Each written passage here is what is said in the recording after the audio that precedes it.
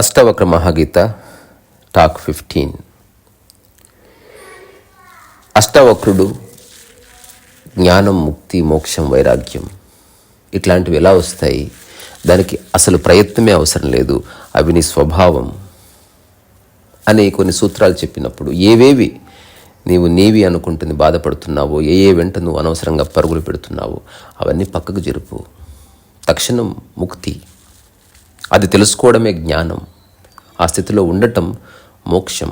అది ఎక్కడో లేదు, ఈ క్షణం నువ్వు అనుభవిస్తున్న ఈ క్షణంలోనే ఉంది అని చెప్పినప్పుడు జనకుడు ఒక ఆకస్మిక విస్ఫోటనానికి, అహోభావానికి లోనై ఒక 25 సూత్రాల్లో తన యొక్క అంతశ్చేతనలో జరుగుతున్న ఆ జాగృతిని రకరకాల సూత్రాల్లో వ్యక్తపరిచాడు. జనకుడు ఎన్నో రకాలుగా తన అనుభవాన్ని మాటలు చెప్పాడు. ఈ సమస్త విశ్వం నేనే, ఈ శరీరం నేనే, కానీ వాటికి అంటకుండా ఉన్నాను. ఈ యొక్క సంసారము, ఈ శరీరము, ఈ మనస్సు, ఈ వాక్కు లేకపోయినా నేనున్నాను. నేను స్వయం ఆత్మస్వరూపాన్ని, నేను స్వయం నిరంజనుణ్ణి, నేను స్వయం నిరాకారుణ్ణి, నేను ఆత్మ యొక్క చైతన్య రసాన్ని, ఇలా రకరకాలుగా చెప్పాడు. ఆ తర్వాత నేనే ఈ శరీరానికి, సంసారానికి వెలుగునిస్తున్నాను, నేనే అన్నిటికీ ఆధారం, అన్నిట్లోనూ నేనే ఉన్నాను, ఏవి ఉన్నా లేకపోయినా నేనున్నాను. ఇలా ఒక్కొక్క సూత్రంలో ఒక్కొక్క విధంగా. ఆ తర్వాత అంతులేని ఆశ్చర్యాన్ని ప్రకటిస్తూ అష్టవక్రుడు ఏమన్నాడు? ఎంత ఆశ్చర్యం! ఇట్లాంటి నిపుణత కలిగిన, ఇట్లాంటి విద్వత్, ఇట్లాంటి సహజ స్థితి కలిగి ఉన్న నేను నాకు నేనే నమస్కరించుకుంటున్నాను గురుదేవా. అలాగే సముద్రంలో ఎట్లయితే అలలు వస్తాయో ఆ అలలు సముద్రంలో కలిసిపోతాయి. మట్టితో కుండ తయారు కావచ్చు, ఇంకేదన్నా తయారు కావచ్చు, అవన్నీ తిరిగి మట్టిలో కలిసిపోవలసిందే. బంగారు ఆభరణాలు ఎన్నున్నప్పటికీ ఆ బంగారు ఆభరణాల్లో బంగారమే ఉంది. అట్లా అన్నింట్లోనూ నేనే ఉన్నాను, నేనై ఉన్నాను అని అష్టావక్రుడికి జనకుడు తన యొక్క సంవేదనని వ్యక్తపరిచాడు. సో అలలు రేగవచ్చు, దానివల్ల నా మనసులో కొన్ని సంవేదనలు కలగవచ్చు ఈ ప్రపంచంలో ఉన్నందుకు. అయినప్పటికీ నేను ఆత్మనే, వాటి వల్ల నాకే ఇబ్బంది లేదు. ముక్తి, మోక్షం నా యొక్క సహజ స్వభావం. ఇంకా అష్టావక్రుడికి జనకుడు చెప్పిన ఒక అద్వితీయమైన మాట ఏమిటి అంటే, అసలు నాకు బంధాలే లేవని తెలుసుకున్నా కాబట్టి నాకు మోక్షం అక్కర్లేదు, ముక్తి అక్కర్లేదు. ఇదంతా విన్న అష్టావక్రుడు జనకుడి వైపు ఒక వాత్సల్యంతో చూసి, శభాష్, ఇక చాలు, ఇంతకంటే తెలుసుకోవాల్సింది ఏమీ లేదు అని ఉంటే అయిపోయేది అష్టావక్ర మహాగీత నిన్న చెప్పుకున్నట్టు. కానీ అష్టావక్రుడు జనకుడిని ప్రశ్నిస్తున్నాడు, ఆలోచింపజేస్తున్నాడు. ఏమో నీకు అట్లా అనిపిస్తుందేమో ఈ క్షణం. ఇప్పటి వరకు ఎవరెవరో ఏవేవో నీ రాజ్యానికి వచ్చి, నీ యొక్క అసెంబ్లీకి వచ్చి, నీ ప్రాంగణంలో, నీ మెహఫిల్లో కూర్చొని ఎన్నో గొప్ప గొప్ప విషయాలు చెప్తే వినే ఉండి ఉంటావు. నేను ఆత్మను, నేను చైతన్యాన్ని, ఇవన్నీ ఉత్తమ మాటలు ఎవరైనా చెప్పొచ్చు. ఒక తాగుబోతు చెప్పొచ్చు, ఒక మామూలు సాదాసీదా మనిషి చెప్పొచ్చు, ఒక గృహిణి చెప్పొచ్చు, ఒక గృహస్థు చెప్పొచ్చు, ఒక రోగ్ చెప్పొచ్చు, ఒక పొలిటీషియన్ చెప్పొచ్చు. మాటలు ఎవరైనా చెప్పొచ్చు, అహం బ్రహ్మాస్మి అని ఎవరైనా అనొచ్చు. కానీ అవన్నీ నిజమా కాదా? అవన్నీ ప్రీతికరమైన మాటలు కాబట్టి అట్లా చెప్తున్నావా అని అష్టావక్రుడు వాచలో జనకుడిని ఆలోచింపజేసే ప్రయత్నం చేస్తూ, జనకుడిని చెక్ చేసుకో, నీలో నువ్వే ఒకసారి తొంగి చూసుకో. జస్ట్ నువ్వు ఒక ఉన్మత్త స్థితిలో ఏదో మాట్లాడుతున్నావు, మళ్ళీ రేపు వెళ్ళి దేహభ్రాంతిలో పడవు కదా. ఈ దేహం నాది కాదన్నావు, హఠాత్తుగా నీ కాలో చేయో విరిగితే బాధపడవు కదా. అన్ని దేహాలకు వెలుగునిస్తున్నది నేనే, ఆ దేహాలున్నా లేకపోయినా పర్వాలేదని చెప్పావు. శరీరాన్ని శరీరంగా చూస్తున్నాను, అది నశ్వరం, అది అసత్యం, అది కల్పన అని తెలుసుకున్నానని చెప్తున్నావు. మరి ఇంటికి వెళ్ళిన తర్వాత నీ కన్న కొడుకు మరణిస్తే, నీ కూతురు మరణిస్తే, నీ దగ్గర పనిచేసే ఒక భటుడు మరణిస్తే నువ్వు చూస్తూ ఉండగలవా? సో అష్టావక్రుడు సరైన ప్రశ్నే వేస్తున్నాడు. నిజమైన గురువు పద్ధతి అలాగే ఉంటుంది. నిన్న చెప్పుకున్న ఉపాధ్యాయుడికి గురువుకున్న తేడా.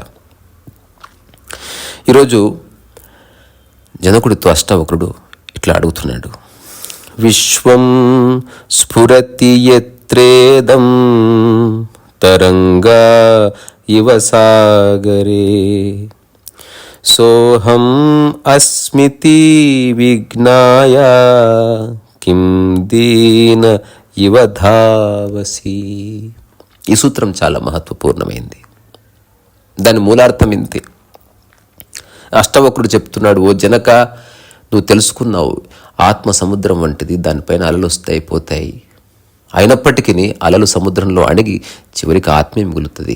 ఆత్మకి అలలు అంటుకోవు, ఆత్మకి కలలు అంటుకోవు, ఈ కల్పనలు అంటుకోవు, అజ్ఞానం అంటుకోదు, ఈ బంధాలు అంటుకోవు. బాగుంది. కానీ ఆత్మను నేనే అని తెలుసుకున్న చాలామంది మళ్ళీ సంసారంలో పడి రకరకాల దీనతల వైపు, రకరకాల మూర్ఖత్వాలపై వెళుతున్నారే. నువ్వు అట్లా ఏమన్నా వెళుతావా? అలా అష్టవక్రుడు అడగడానికి ఒక బలమైన కారణం ఉంది. ఎవరైనా మీకు కనిపించిన వ్యక్తి మీతో పాటే తింటూ తిరుగుతూ తాగుతూ అల్లర్లు చేస్తూ రకరకాల వ్యక్తుల్ని మోసం చేస్తూ పాలిటిక్స్లో ఉంటూ కులమతాల్లో పడి హఠాత్తుగా నిద్రలేచి ఒకానొక రోజు నాకు జీవితం అర్థమైంది అని చెప్తే ఎవరు నమ్ముతారు? తాగడం వేస్ట్ అని తెలుసుకున్నాను, పాలిటిక్స్ వేస్ట్ అని తెలుసుకున్నాను, ఈ బంధాలు వేస్ట్ అని తెలుసుకున్నాను, ఈ పరుగు వృధా అని తెలుసుకున్నాను, ఇవన్నీ తెలుసుకున్నాను, నాకు అర్థమైపోయిందని నీ కన్న కొడుకో, నీ తండ్రో, నీ అత్తో, నీ మామో, మీ తమ్ముడు ఎవరైనా చెప్తే నమ్ముతావా? ఎవరి చెవులో పూలు పెడుతున్నావు? రాత్రి తాగింది ఏమన్నా దిగలేదా? నీ సంగతి మాకు తెలియందే ఉంది. మళ్ళీ సాయంత్రం అయితే మళ్ళీ తాగింటికి వస్తావు. నీ ఫ్రెండ్స్, నీ రాజకీయాలు, నీ మూర్ఖత్వాలు, నీ మూఢతలు మాకు తెలియనివి కావు. నువ్వు హఠాత్తుగా నిద్రలేచి నాకు జీవితం అర్థమైపోయిందని చెప్తే నమ్మేవాళ్ళు ఎవరు నమ్మరు. సో అందుకే మనుషులు వాళ్ళు ఏదైనా సాధిస్తే పక్క వాళ్ళని నమ్మించడం కోసం ఆ సర్టిఫికేట్స్ని, ఆ గోల్డ్ మెడల్స్ని అట్లా గోడకు తగిలించి పెట్టుకుంటారు. అవన్నీ లేకపోతే నువ్వెవరో ఎవరికి ఎట్లా తెలుస్తుంది? నువ్వు నామాలు పూసుకోకపోతే, నువ్వు ఒక రకమైన వేషధారణ లేకపోతే నువ్వు డాక్టర్ అని ఎట్లా తెలుస్తుంది? నువ్వు సన్యాసి అని ఎట్లా తెలుస్తుంది? నువ్వు స్వామి అని ఎట్లా తెలుస్తుంది? నువ్వు ఋషిని ఎట్లా తెలుస్తుంది? నువ్వు ఒక ఆర్మీ ఆఫీసర్ అని ఎట్లా తెలుస్తుంది? ఒక పొలిటీషియన్ ఎట్లా తెలుస్తుంది? ఎట్లా తెలుస్తుంది? ప్రదర్శన కదా ఆధారం. ఇప్పుడు జనకుడు ఏ విధంగా ప్రదర్శించడం లేదు, జస్ట్ మామూలు తేలికైన మాటల్లో తన అనుభవాన్ని చెప్తున్నాడు. అది విన్న అష్టవక్రుడు జనకునితో చెప్తున్నాడు, ఆలోచించుకో, ఈ క్షణం నాతో సమక్షంలో నా యొక్క మాయలో పడి లేదా నా ప్రభావంలో ఉండి నా మాటల యొక్క మత్తులో నుంచి నువ్వు ఇట్లా అనుభూతి చెంది ఒక చిలకలాగా మాట్లాడుతున్నావేమో. ఇది తాత్కాలిక జాగరణ, పాక్షికమైన చైతన్య జాగరణ, లేదా ఈ జాగరణ ఇదే చివరి జాగరణ? మళ్ళీ నిద్రలోకి పడిపోవు కదా. మళ్ళీ ఏ కల్పనలు, ఏ అజ్ఞానాలు అవన్నీ వ్యర్థమని తెలుసుకున్న నీవు తిరిగి మళ్ళీ ఆ అజ్ఞానంలోకి, ఆ కల్పనలోకి జారిపోవు కదా. నేనైతే చాలామందిని చూశాను. అష్టవక్రుడు అంటున్నాడు, ఎంతోమంది ఇలా ఆత్మజ్ఞానానికి సంబంధించిన ఘోష చేసిన తర్వాత మళ్ళీ దీనతలో పడ్డారు, మళ్ళీ మూఢతలో పడ్డారు, మళ్ళీ రాజకీయాల్లో పడ్డారు, మళ్ళీ కుట్రలో పడ్డారు. అట్లా నువ్వైతే చేయడం లేదు కదా. సంతోష్ నగర్లో ఉన్నప్పుడు నాకు ఒక మిత్రుడు ఉండేవాడు. ఎప్పుడైనా సినిమాకి వెళితే అతనితో కలిసి వెళ్ళేవాడిని. ఆ సమయంలో ఏదైనా సినిమాలో హీరో 6 ప్యాక్ అట్లా మంచి ఫిట్ బాడీ కనిపిస్తే అతను థియేటర్లోనే అనేవాడు, ఇప్పుడే వెళ్ళి జిమ్ జాయిన్ అయిపోయి 6 నెలలు తిరిగే లోపట్ల తయారవ్వాలి. జనకుడిలాగే ఘోషించాడు. ఘోషణ ఎవరైనా చేయొచ్చు, సమస్య అంతా ఎక్కడ వస్తుంది? ఆచరిస్తున్నప్పుడు. నెక్స్ట్ డే మార్నింగ్ నిజంగానే బైక్ వేసుకొని వెళ్ళి, నేను ఎప్పుడు వెళ్ళేవాడిని కాదు, నాకు ఆసక్తి లేదని చెప్పేవాడిని. అరే నువ్వురా, ఇద్దరం కలిసి బాడీ బిల్డింగ్ చేద్దాం అనేవాడు. నాకు ఆసక్తి లేదు. నాకు అనిపించినప్పుడు, నిజంగా అనిపించినప్పుడు చేస్తానేమో, ఇప్పుడు నాకు ఆసక్తి లేదు. చిన్నగా ఉన్నప్పుడు నన్ను ఎవరు సరిగ్గా నిద్రపోనియలే. మాది పెద్ద కుటుంబం కావడం వల్ల ఎవరో ఒక నిద్ర లేపేవాళ్ళు. Now I want to sleep. ప్రస్తుతం నాకు దాని మీద ఉంది ఆసక్తి, నన్ను డిస్టర్బ్ చేయకు. నువ్వు వెళ్ళు, జాయిన్ అవ్వు, నువ్వు బాడీ బిల్డర్గా 6 ప్యాక్స్ తెచ్చుకో, everything is okay for me. అతను వెళ్ళి జాయిన్ అయ్యి ఎన్నో కథలు చెప్పేవాడు. ప్రతిరోజు తాను అద్దంలో చూసుకునేవాడు. ఆ 2-3 రోజులు మంచి ఆహారం, మంచి పళ్ళు, మంచి కూరగాయలు, ప్రోటీన్ ఫుడ్ అవన్నీ తిరిగేవాడు. వారం రోజులు తిరిగేసరికి ఆసక్తి సన్నగిల్లేది. 3 నెలలు తిరిగిన తర్వాత 2 రోజులకు ఒకసారి పోయేవాడు. 6 నెలలు తిరిగేసరికి నెలకు ఒకసారి పోయేవాడు. నేను అడిగేవాడిని, ఏమైందంటే అనుకుంటాంగానే అన్నీ అవుతాయా? మళ్ళీ దీనత్వంలో పడ్డాడు. మళ్ళీ తన యొక్క పూర్వ ప్రవృత్తిలోకి జారిపడ్డాడు. నేను అనేవాడిని, మరి ఎందుకు అట్లా నువ్వు ఘోషిస్తావు థియేటర్లో? నెక్స్ట్ టైం మన ఇద్దరం సినిమాకి వెళ్ళినప్పుడు ఊరికే సినిమా చూద్దాం వద్దాం, అంతేగాని ఆ సినిమాలో ఎవరో హీరో ఇలాంటి డ్రెస్ వేసుకున్నాడు, లేకపోతే ఎలాగో శరీరపరంగా కనిపించాడు, అట్లాంటివి ఇప్పటికిప్పుడే మనం సంపాదించుకోవాలి అని నువ్వు నాతో చెప్పకు. సో అష్టావక్రుడు అదే అంటున్నాడు, ఈ క్షణం నువ్వు చెప్తున్నావు నాకు ఆత్మజ్ఞానం అయింది, నేను సాక్షాత్తు ప్రకృతి యొక్క మూల స్థితిలో ఉండి మాట్లాడుతున్నాను. ఈ బంధాలు, ఈ భవబంధాలు, ఈ ఆస్తులు, ఈ రాజ్యాలు, ఈ ప్రజలు, ఈ సేవ, ఈ పరిపాలన ఇదంతా మిథ్య అంటున్నావు. అవసరం కోసం చేస్తానని అంటున్నావు, ఆ మాయలు నాలో లేవంటున్నావు. అన్నీ బాగానే ఉన్నాయి, ఏమో రేపు మళ్ళీ ఇంటికి వెళితే అవన్నీ తిరిగి వస్తాయేమో. సో ప్రపంచంలో మనిషి ఎన్నోసార్లు ఇట్లా ఘోషణలు చేస్తాడు, ఇక మీదట నేను ఎప్పుడు కోప్పడను అంటాడు. హఠాత్తుగా ఒక జ్ఞానోదయపు అనుభూతి, ఇదంతా వేస్ట్ అని తెలుసుకున్నాడు. మళ్ళీ రేపొద్దున ఏదో కారణం చేత మళ్ళీ కోపం వచ్చింది, మళ్ళీ ఏదో కారణం చేత మళ్ళీ అప్పు చేస్తావు. సో మాటి మాటికి ఈ ప్రపంచం నిన్ను తన సముద్రంలోకి లాగుతుంది, తన కల్పనలోకి లాగుతుంది, తన అజ్ఞానంలోకి లాగుతుంది.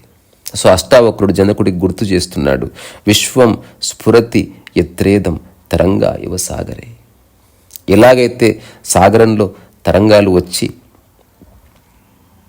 మళ్ళీ తిరిగి సాగరంలో కలిసిపోతాయో, అట్లా నీ మనసులో వచ్చే ఆలోచనలు, ఈ భవబంధాలు, ఈ దేహభ్రాంతులు, ఇవన్నీ కల్పనలు, అవేవి ఆత్మకంటుకోవు. సోహమస్మతి విజ్ఞాయ కిం దీన ఇవధాసితే ఇవధావసి. సో సోహం, సో అహం, ఇదే నేను, ఇదే నేను, ఆ నేను అంటే నేనే ఆత్మని అని తెలుసుకొని ఆ జ్ఞానం కలిగి ఉండి కూడా విజ్ఞాయ కిం దీన ఇవధావసి. మళ్ళీ దీనత్వం వైపు ఎందుకు పరిగెడతారే మనుషులు? అట్లా నువ్వేమన్నా పరిగెట్టబోతున్నావా? సో మనిషి లోపల ఎన్నెన్నో బీజాలు ఉన్నాయి. మనిషికి మంచి మాటలు నచ్చుతాయి, వేదవాక్యాలు నచ్చుతాయి, మనిషికి ఇష్టం, ప్రీతికరమైనవి, సుఖదమైనవి మనిషి ఎంచుకుంటాడు. అందులో ఏ తప్పు లేదు. కానీ అది జస్ట్ మానసిక తలంలోనే ఉందా, లేదా నీ అనుభవ క్షేత్రంలోకి వచ్చిందా అని ఎట్లా తెలుస్తుంది? వాటికి ప్రమాణం ఏమిటి? రమణ మహర్షి అరుణాచలం వచ్చిన తర్వాత అన్నీ వదిలేసి చివరికి కొంత డబ్బు పెట్టుకున్నాడంట చేతిలో. అక్కడ ఉంది ఎవరో సాధువు, ఎవరో పెద్ద ఆయన, అన్నీ వదిలేసావు కదా, మరి డబ్బు ఎందుకు పట్టుకున్నావంటే తక్షణం ఆ కోనేరులో ఇసిరేసాడు. మళ్ళీ జీవితకాలం డబ్బు పట్టుకోలేదు.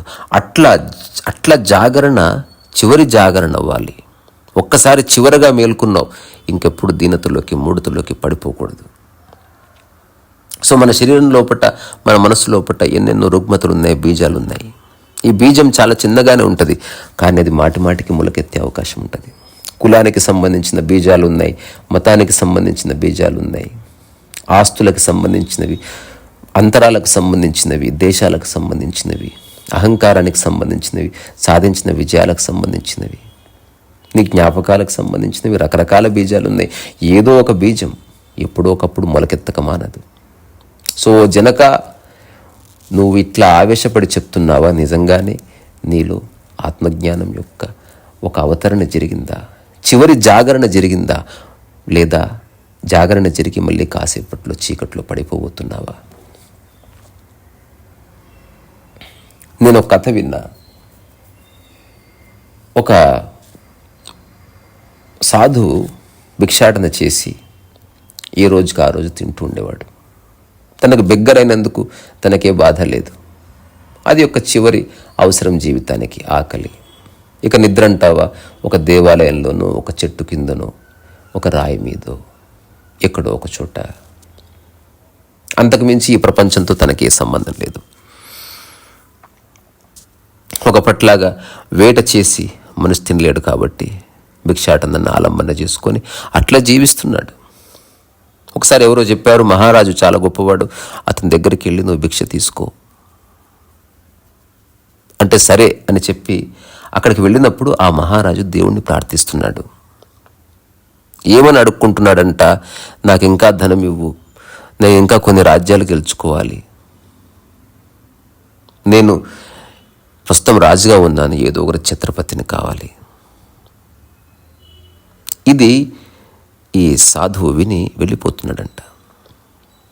అప్పుడు మహారాజు తెలుసుకుని వచ్చి మెట్లు దిగిపోతున్న సాధువుని అడిగాడంటే, ఏమయ్యా సాధువు గారు, వచ్చారు వెళ్ళిపోతున్నారు, మీరు భిక్ష కోసం వచ్చినట్టున్నారు, అది తీసుకుని వెళ్ళండి అంటే అప్పుడు ఆ సాధువు అన్నాడంట, నేను మామూలుగా అన్నం గిన్నం అడుక్కుంటున్నాను, కానీ మీరు నాకంటే పెద్ద బెగ్గరే. ఇప్పుడు నేను మీ దగ్గర ఏదైనా తీసుకున్నా అనుకో, మీరు కాస్త కోల్పోయి ఇంకాస్త పేదవారు అవుతారు. సో ఇప్పుడు నేను నీకు చేసే ఏకైక సహాయం ఏంటంటే, నేను భిక్ష తీసుకోకుండా వెళ్ళిపోతున్నా, తద్వారా నీ దగ్గర ఉన్నదేదో ఉన్నది, నీకు కావాల్సింది భవిష్యత్తులో వస్తుంది, అప్పుడు కదా నువ్వు సంతోషంగా ఉండేది. సో ఈ ప్రపంచంలో చూడ్డానికి రకరకాల వ్యక్తులు రాజుల్లా కనబడవచ్చు, ధనికుల్లా కనబడవచ్చు, బట్ ఎవరిలో ఎట్లాంటి దీనతలు ఉన్నాయో ఎట్లా తెలుస్తుంది. సో దీనత, దరిద్రం అనేవి మనిషి యొక్క స్వభావంగా మారిపోయిందనుకో, తన దగ్గర ఎన్ని కోట్ల రూపాయలున్నా అతను యాచించే మనస్తత్వాన్ని ఎప్పటికీ కోల్పోడు. అసలు కోరిక అన్న పదానికి డెఫినేషన్ ఏమిటి? ఉన్నది సరిపోవడం లేదు, ఏదో ఒకటి నీ జీవితంలోకి వస్తే తప్ప నువ్వు ఫుల్ఫిల్ కావు.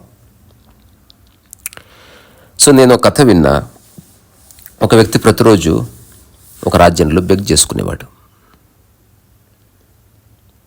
సో ఆ బెగ్ చేసిందంతా ఇంటికి వెళ్ళి తన భార్యకు చూపించేవాడు.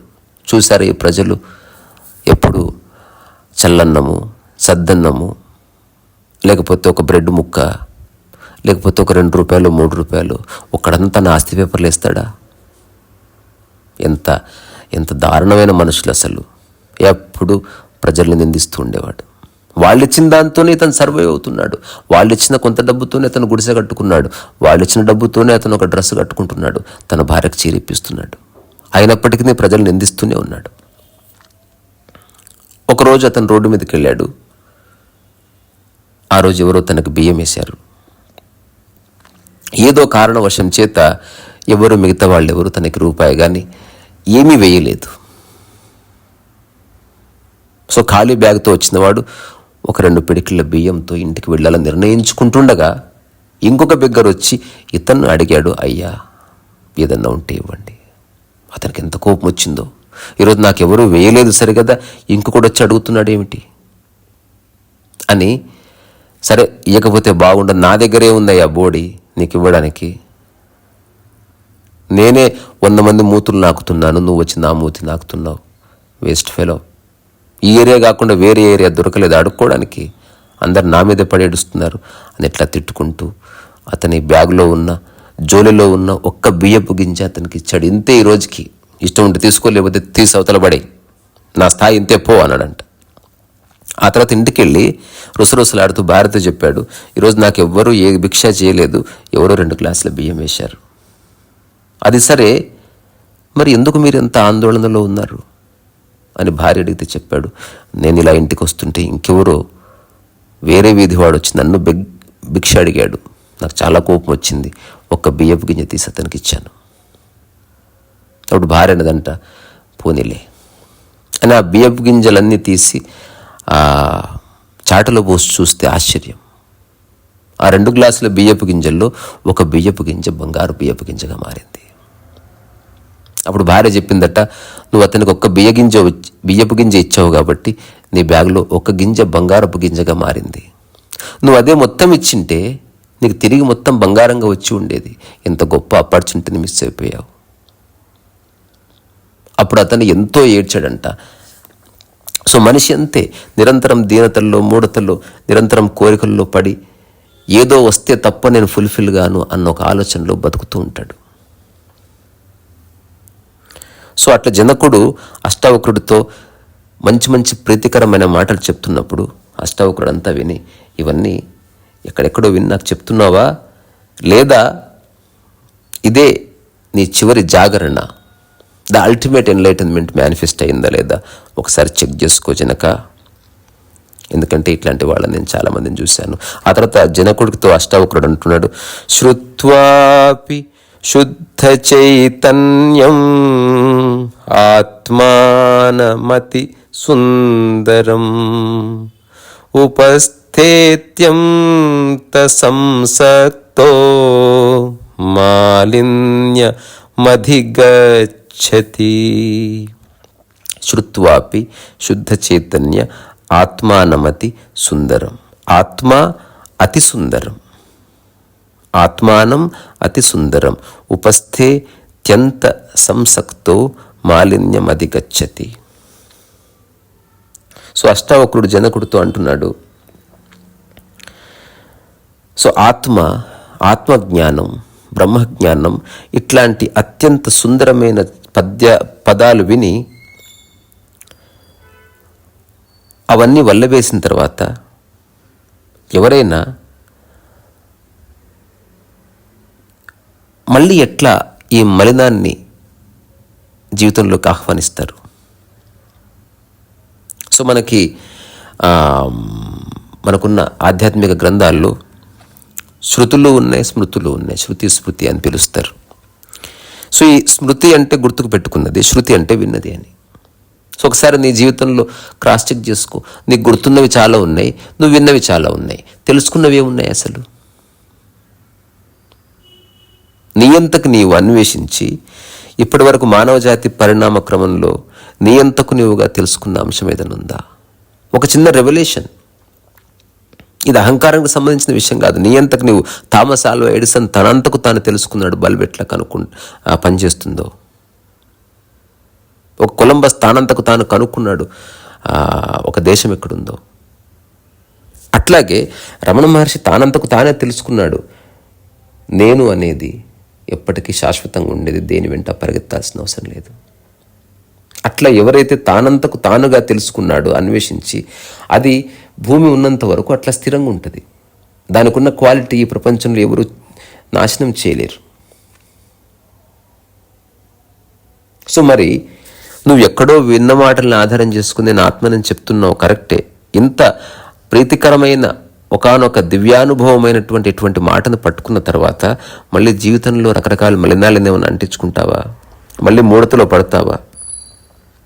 మనం ఎంతమందిని చూడలేదు. మనం నమ్మేవన్నీ మాటలను నమ్మి ఆ ఒక్కరోజు ప్రవర్తన చూసి మనం ఒక అమ్మాయిని ఒక అబ్బాయికి ఇస్తున్నామే, తర్వాత ఎన్ని కష్టాలు పెట్టిన వాళ్ళు ఉంటారు. మంచిగా మాట్లాడిన వాడిని నమ్మి 1,00,000 రూపాయలు అప్పుగా ఇస్తామే, ఆ తర్వాత ఎంత కష్టం. ఫోన్లు ఎత్తరు, తిరిగి డబ్బు ఇవ్వరు, డబ్బు ఇచ్చినా వడ్డీ ఇవ్వరు, ఇచ్చినా నీకు అవసరం ఉన్నప్పుడు ఇవ్వరు, అవసరం ఉన్నప్పుడు ఇచ్చినా నవ్వుతూ ఇవ్వరు. ఇవన్నీ అందరికీ తెలిసినవే. నువ్వు జస్ట్ నమ్ముతున్నావంతే ఒక వ్యక్తి మంచివాడని. నాకు తెలిసిన ఒక బంధువు వాళ్ళ అమ్మాయికి పెళ్లి సంబంధం చూడడానికి వెళ్ళాడు. నేను అక్కడే ఉన్నాను. ఆ తర్వాత ఒక 2-3 అవర్స్కి రోడ్డు మీద కలుసుకున్నాం బస్ స్టాప్లో. పద టీ తాగుదాం, చాలా సంతోషంగా హాయిగా ఉన్నాడు. నేను అడిగాను, వాట్ ఈస్ ద మ్యాటర్, పెళ్లి సంబంధం చూసారా, కుదిరిందా అంటే కుదిరింది. మీరు ఇట్లా వెళ్ళి ఒక పెళ్లి సంబంధం కుదుర్చుకొని రావడానికి బలమైన కారణం ఏమిటి అసలు అంటే వాళ్ళు చాలా మంచివాళ్ళు అన్నాడు. ఆహా, ఒక 2 గంటల్లో తెలిసిపోయిందా ఎవరేమిటో అంటే? చూసి ఇట్టాగే గుర్తుపెట్టేయచ్చు అంటే. చెప్పండి ఏం చేశారు అంటే, వెళ్ళగానే కాళ్ళకు నీళ్ళు ఇచ్చారు, మంచి భోజనం పెట్టారు, వచ్చేటప్పుడు గేటు దాకా వచ్చి కారెక్కిచ్చారు, అమ్మాయిని జాగ్రత్త మా కూతురులాగా చూసుకుంటామని చెప్పారు. ఇంతకంటే మంచి కుటుంబం ఏముంటుంది? నేను అడిగాను, వీటిని నమ్మి ఇస్తున్నావా నువ్వు?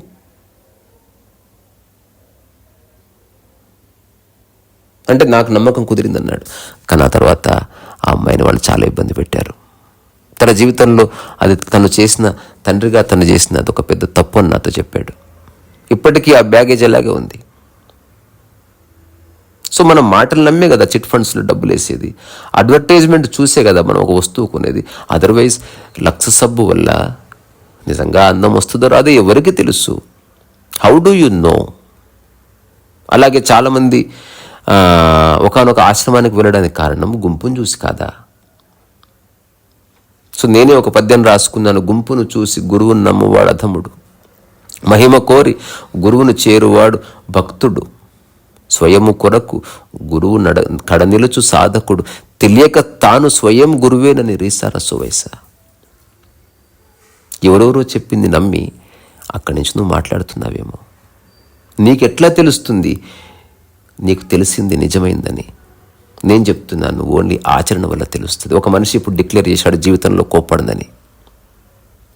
ఇలాంటి సందర్భం వచ్చినా తను కోపడ్డానికి వీల్లేదు.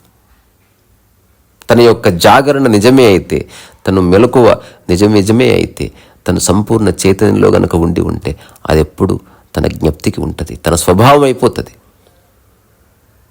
స్వభావాలు మాటికి మారవు.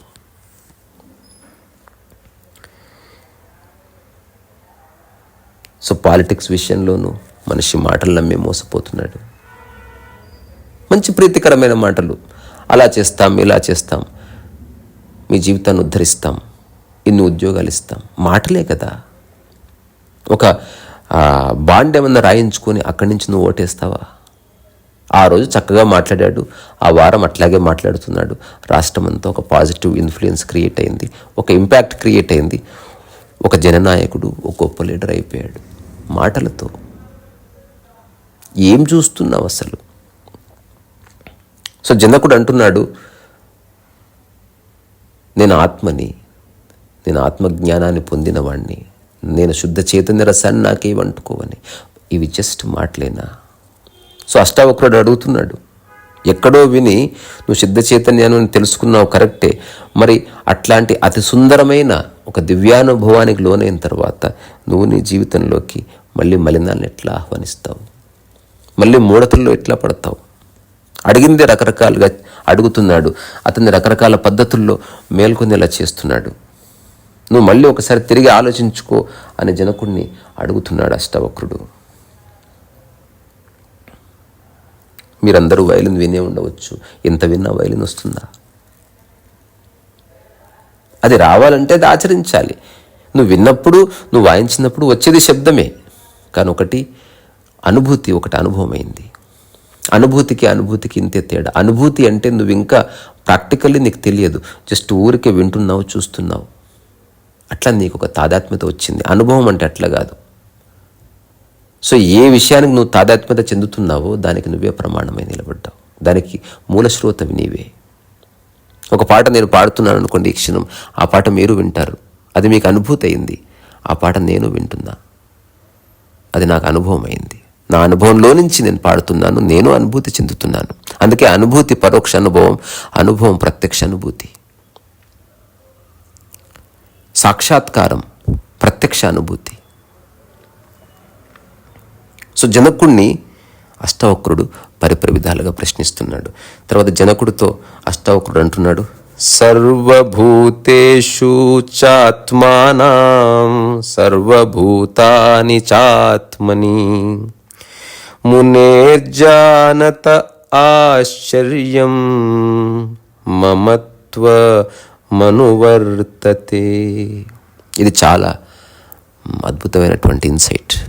అష్టవక్రుడు జనకుడిని ఇరకాటంలో పెడుతున్నాడు. ఏమంటున్నాడు చూడండి అసలు. సర్వభూతేషు చాత్మానం సర్వభూతాన్ని చాత్మని మునేర్జానత ఆశ్చర్యం మమత్వం అనువర్తతే.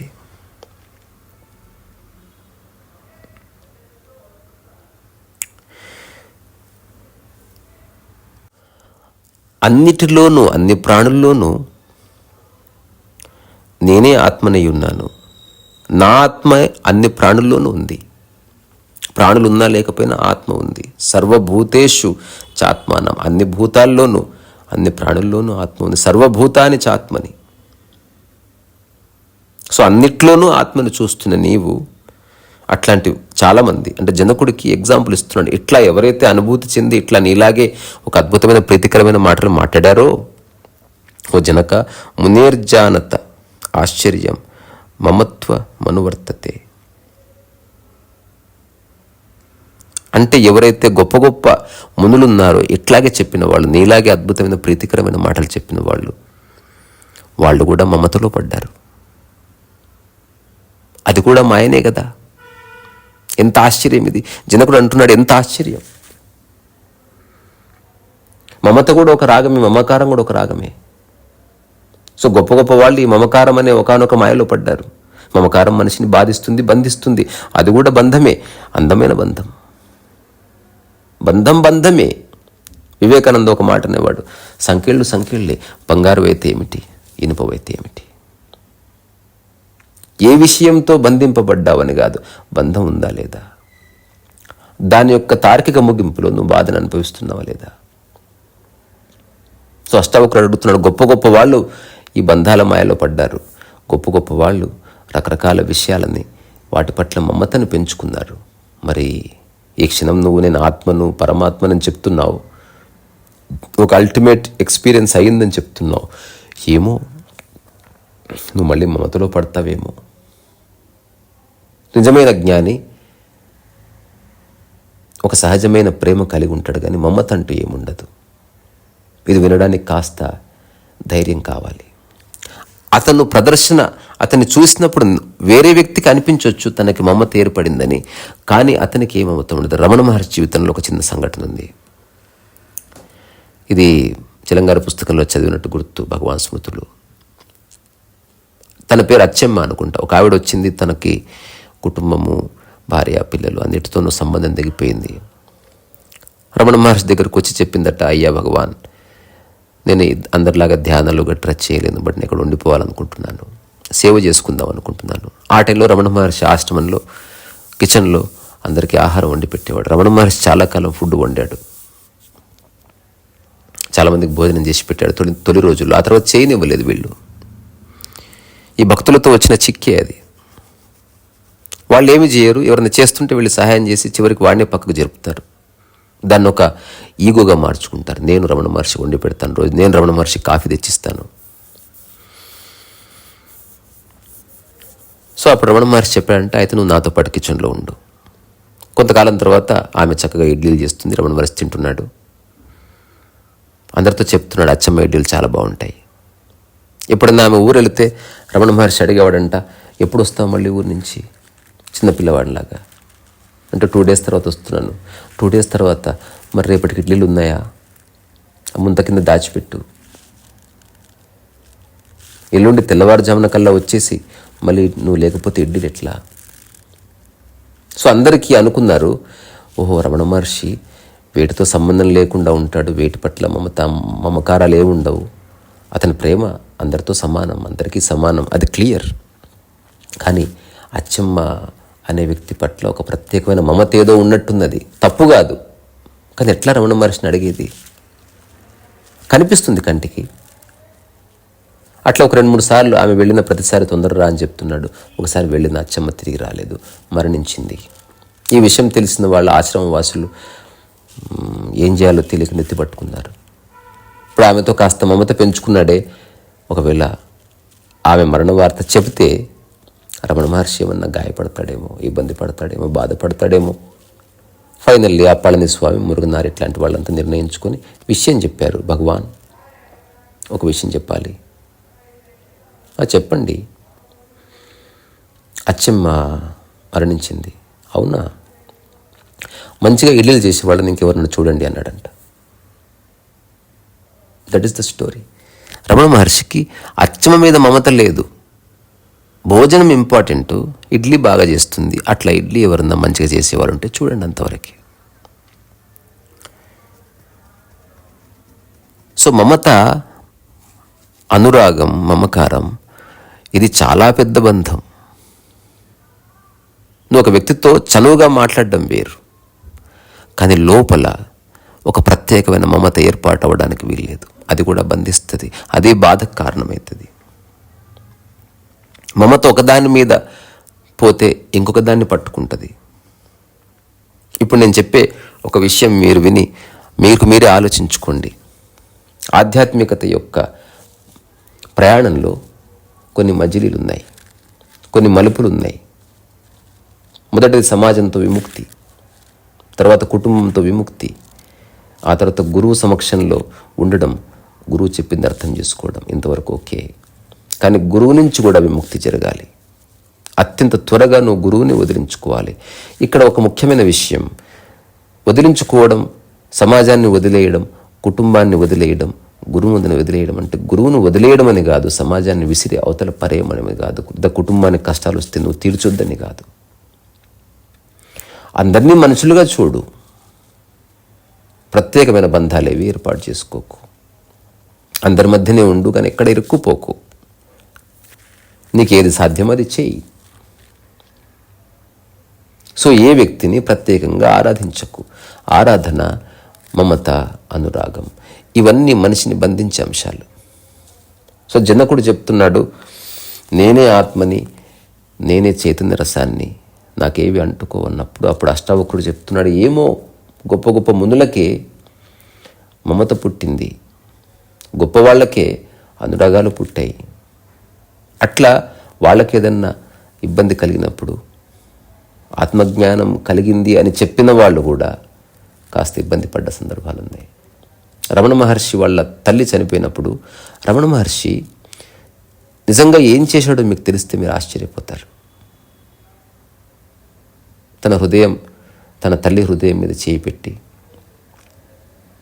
అట్లా తన యొక్క మనస్సుని, ప్రాణాన్ని హృదయంలో అణిచేసానని చెప్పాడంట.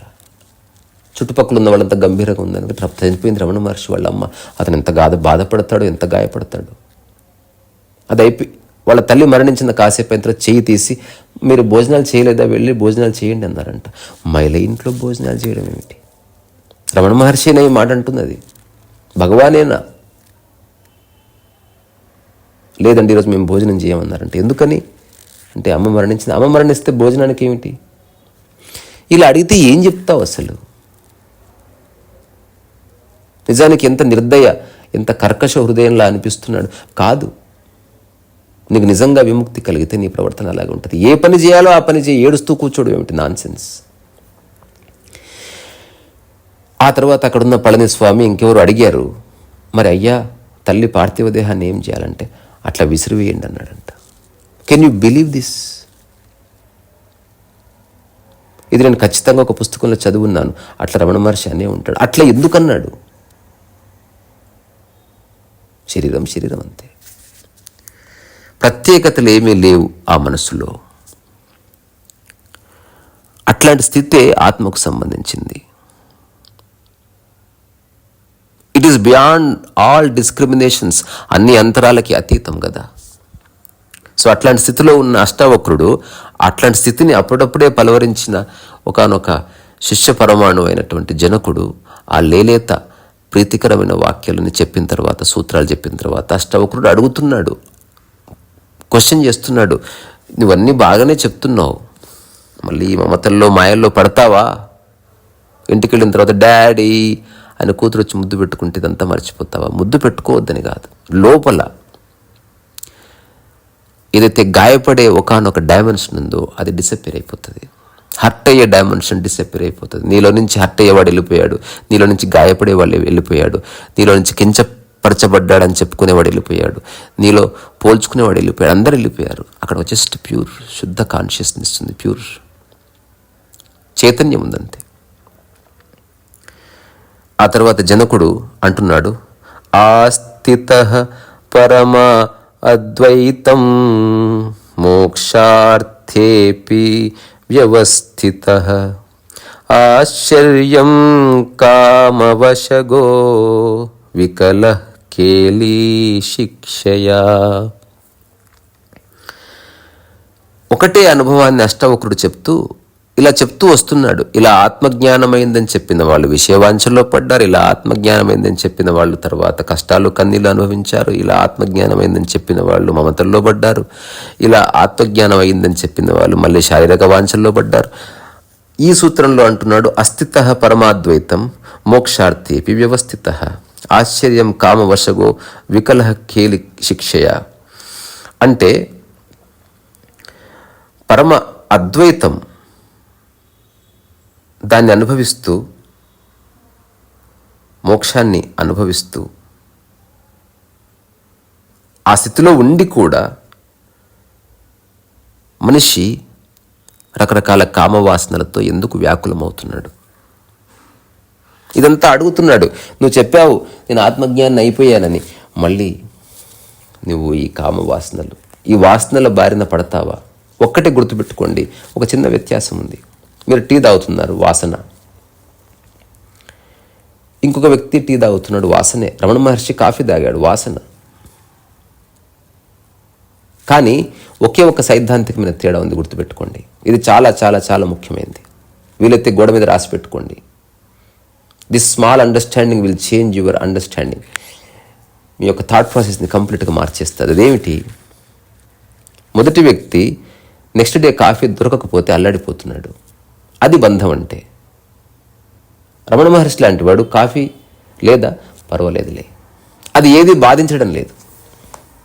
సో కామవాసన అనే దాన్ని అర్థం చేసుకోవాలంటే ఏది లేకపోతే, ఏది ఆ క్షణం నీకు అందుబాటులో లేదని తెలుస్తుందో అప్పుడు నువ్వు విలవిల్లాడిపోతే కనుక అది తప్పు.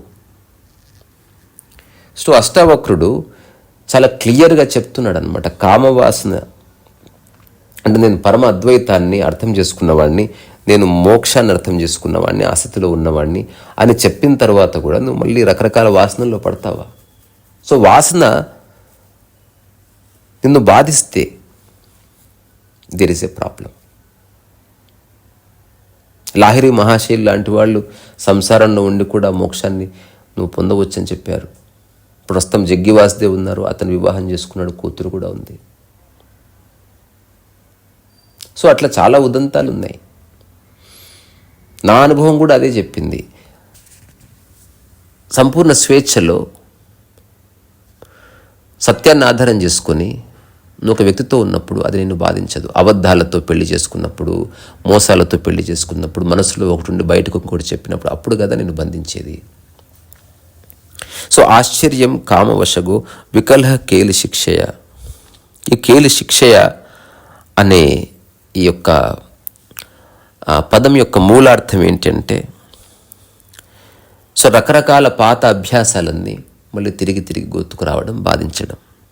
అంత ఆటలాగే ఉంటుంది, but you will never be out of it. So నువ్వేమో ఒక్క క్షణంలో ముక్తి పొందానని చెప్తున్నావు జనక, అది నిజమేనా?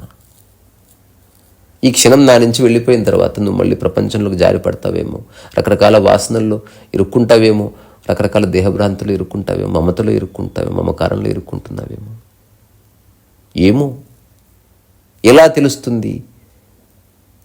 భలే బ్యూటిఫుల్ క్వశ్చన్ ఇది. సో ఇలాంటి వాసనలు పోవు. ఒక ఊర్లో ఒక 95 ఏళ్ల ముసలాయన డెత్ బెడ్ మీద ఉన్నాడు. ఊర్లో అందరు వచ్చారు, బంధువులు వచ్చారు. అతని జీవితంలో ఎన్నో సాధించి ఉంటాడు, కుటుంబాన్ని సెటిల్ చేశాడు, ఆస్తిపరంగా రకరకాలుగా. అక్కడ నాలాంటి యువకుడు ఎవడో ఉన్నాడు. ఆ ముసలోడి యొక్క శక్తి అంతా సన్నగిల్లింది, శరీరం అంతా శుష్కించిపోయింది, ఏ బార్ట్ పనిచేయడం లేదు. అతను ఎప్పుడు మరణిస్తాడా అని అందరు ఎదురు చూస్తున్నారు. ఈ విషయం అతనికి తెలుసు. సో అతను తల ఒకసారి తిప్పి అందరినీ చూశాడు. అంత తెలిసిన వాళ్ళు, కుటుంబ సభ్యులు, అక్కలు, చెల్లెళ్ళు, వాళ్ళ పిల్లలు, మనవాళ్ళు, మనవరాళ్ళు. అదే సమయంలో ఏమాత్రం సంబంధం లేని ఒక యువకుడు అట్లా నిలబడ్డాడు. అప్పుడు ఆ యువకుడిని ఇలా రా అని పిలిస్తే దగ్గరికి వెళ్ళాడు. ఇంకా దగ్గరికి రా అన్నప్పుడు ఆ యువకుడు చెవిలో ఒక మాట చెప్పి చచ్చిపోయాడు. ఆ తర్వాత అందరూ తన్ను పట్టుకున్నారు. ఏ రహస్యం చెప్పి చచ్చిపోయాడో చెప్పు. ఆస్తి గురించి చెప్పాడా? బంగారం ఎక్కడ దాచిపెట్టాడో చెప్పాడా? డాక్యుమెంట్స్ గురించి ఏమన్నా చెప్పాడా? ఇతను అన్నాడు, అతను చెప్పిన విషయం చెప్తే మీరు నవ్వుతారండి, వెరీ సిల్లియెస్ట్ థింగ్ చెప్పి చచ్చిపోయాడు ముసలోడు. నాకు నన్ను వదిలేయండి అంటే ఆ కుటుంబ సభ్యులంతా అతన్ని వదిలేదు. నువ్వు ఏం చెప్పాడు చెబితేనే పంపించేది. సరే చావండి, అతను ఎగ్జాక్ట్గా ఏం చెప్పాడో అదే మీ చెవిలో చెప్తాను, లేదా మీ అందరి ముందే చెప్తాను. అతను ఏం చెప్పాడంటే, ఆ తలుపు దగ్గర నల్ల చీర కట్టుకొని ఒక అందమైన యువతి ఉంది, తనతో శృంగారం చేయాలనిపిస్తుంది అని చెప్పి చచ్చిపోయాడు. సో 95 సంవత్సరాలు వచ్చినా ఒక్కొక్కసారి వాసన పోకపోవచ్చు. శరీరం ముసలిగైంది, మనసు ముసలి కాలేదు కదా. హిందీలో ఒక బ్యూటిఫుల్ కవిత ఉంటుంది, కౌన్ కహతా కి బుడ్డా ఇష్క్ నహీ కర్తా, బుడ్డా ఇష్క్ కర్తా మగర్ కోయి ఉస్ పర్ షక్ నహీ కర్తా. ఎవరంటారు ముసలివాడు ప్రేమించడని? ముసలివాడు ప్రేమిస్తాడు, కానీ ముసలివాడు గనక అతని ప్రేమని, అతను చేసే చేష్టల్ని ఎవరు శంకించరు. ఒక అందమైన అమ్మాయి కనిపిస్తే గట్టిగా బుగ్గ గెలవచ్చు, అతను ఏ ఉద్దేశంతో గెలుతున్నాడో ఎవరికి తెలుసు. సో వాసనలు పోవు. సో ఆత్మజ్ఞానం వచ్చిందా, నీలోంచి వాసనలు వెళ్ళిపోతాయి. ఏ విధమైన వాసనలైనా అవేవి నిన్ను బాధించవు.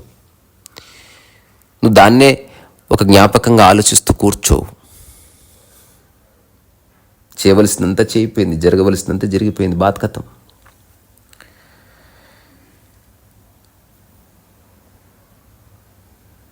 సో అష్టావక్రుడు అంటున్నాడు, పరమాద్వైతాన్ని అనుభవించానని చెప్పుకుంటున్న వాళ్ళు కూడా వాసనల్లో పడ్డారు. ఇప్పుడు ఎంతోమంది సాధువులు, సన్యాసులు, వాళ్ళ మీద సెక్సువల్ అలిగేషన్స్ వచ్చేదానికి కారణం ఏమిటి? ఎవరికి వాళ్ళు ఆలోచించుకోండి.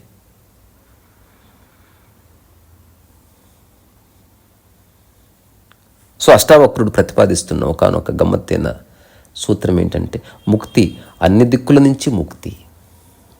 ఈ ప్రపంచంలో ఉన్న అందరూ మనుషులకి ముక్తి ఆల్రెడీ ఉంది, అనుభవం. ఒక్కొక్కరికి కొన్ని విషయాల్లో. ఒకడంటాడు పాలిటిక్స్ నాకు ఆసక్తి లేదని, ఆ విషయంలో ముక్తి లభించింది మనస్సుకి. ఒకడికి పాలిటిక్స్ అంటే విపరీతమైన వ్యామోహం ఉండొచ్చు, ఇంకొక వ్యక్తికి అస్సలు ఎలాంటి వ్యామోహం లేదు. ఒకడికి టీ పట్ల విముక్తి, అతను టీ అసలు చూడడు, తాగడు, పట్టించుకోడు. ఒకటి కుటుంబాల విషయాల పట్ల ఏ ఆసక్తి ఉండదు, కానీ ఫ్రెండ్స్ పట్ల అంతులేని ఆసక్తి ఉంటుంది. అక్కడ అది బంధం. కుటుంబంలో అతను ముక్తిని అనుభవిస్తున్నాడు. సో రకరకాల విషయాల్లో మనం ముక్తిని అనుభవిస్తూనే ఉన్నాం. అష్టావక్రుడు జనకుడితో చెప్తున్న డైమెన్షన్ ఏమిటంటే, సర్వాంగ ముక్తి. అన్ని డైమెన్షన్స్లో నువ్వు ముక్తిని అనుభవిస్తున్నావా లేదా చెక్ చేసుకో. ఇంకొకటి, అష్టవక్ర మహాగీత గురించి ఎవరు చెప్పినా ఇది చెప్పవలసిందే. ఎగ్జాంపుల్స్ మారచ్చు, మూలం మారదు.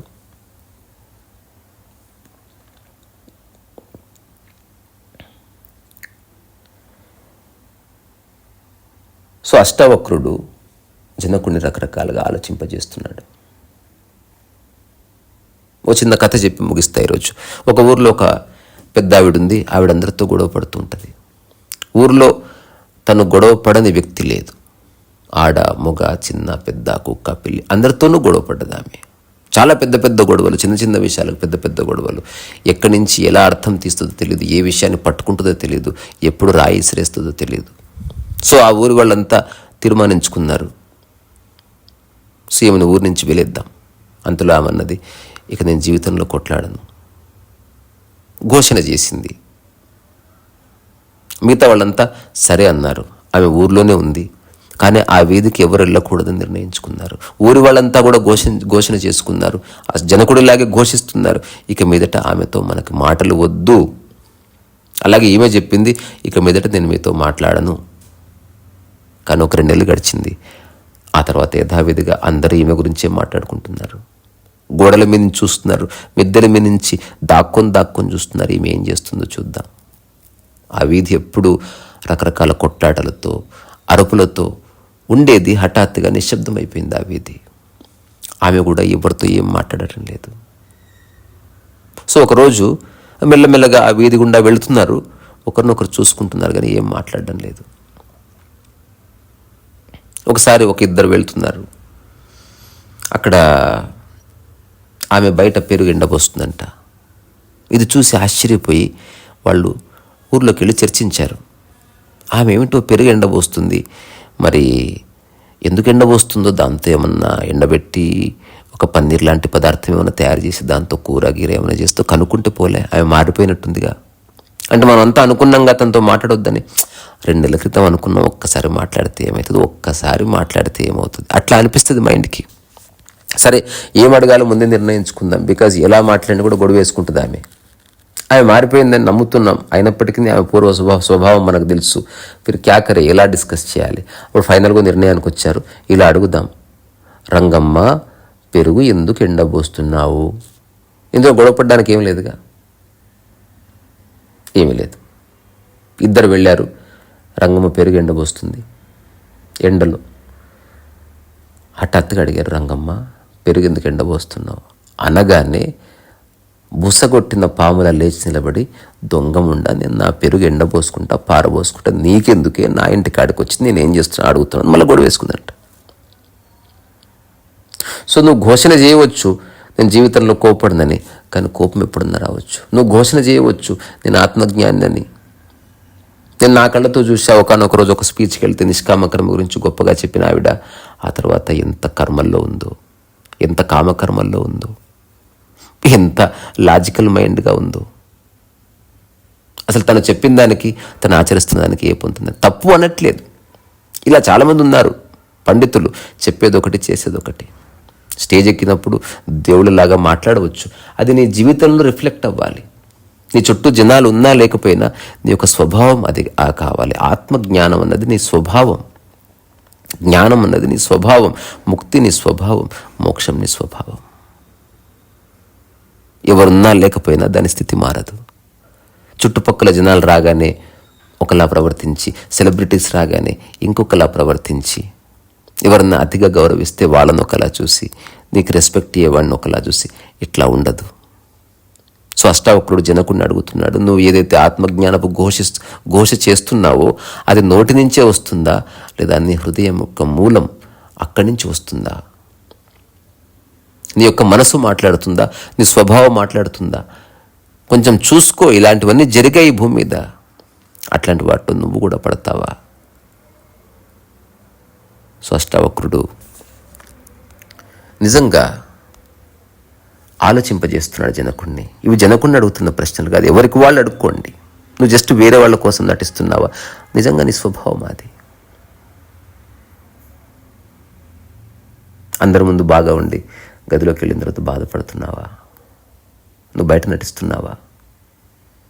ఏదైనా లాభం కోరి ఆశించి ఒక రకంగా ప్రవర్తిస్తున్నావు. తప్పు అనట్లేదు. అష్టావక్రుడు చెప్తున్న కాంటెక్స్టులో మోక్షం, ముక్తి, జ్ఞానం ఇట్లాంటి విషయాల్లో ఇక శశబిషలకు తావులేదు. పర్సనల్లీ నేను ఎవరన్నా పని చేస్తున్నారు డబ్బు కోసం, నేను అగెనిస్ట్ కాదు. ఇలా చెప్తూ నేను ఎవరిని జడ్జ్ చేయడం లేదు. ఎవరికి ఎలా తోస్తే అలా జీవించవలసిందే. ఆ జీవిస్తూ దాని ఫలాన్ని వాళ్ళు అనుభవించవలసిందే. మంచి కానీ, చెడు కానీ, బాధ కానీ, కష్టం కానీ ఏదైనప్పటికీ. కానీ అష్టావక్రుడే చెప్తున్నాడు ఏ ప్రయత్నం అక్కర్లేదని. సో ఏ ప్రయత్నం లేకుండా నాకు ఆత్మజ్ఞానం వచ్చింది అని జనకుడు చెప్పినప్పుడు అదే అష్టావక్రుడు మళ్ళీ ప్రశ్నిస్తున్నాడు, చెక్ చేసుకో. ఒక్కసారి నువ్వు చెప్తున్న మాటలు జస్ట్ నోటి నుంచి వచ్చాయా, నీ యొక్క అంతశ్చేతనుల నుంచి పలికావా అని.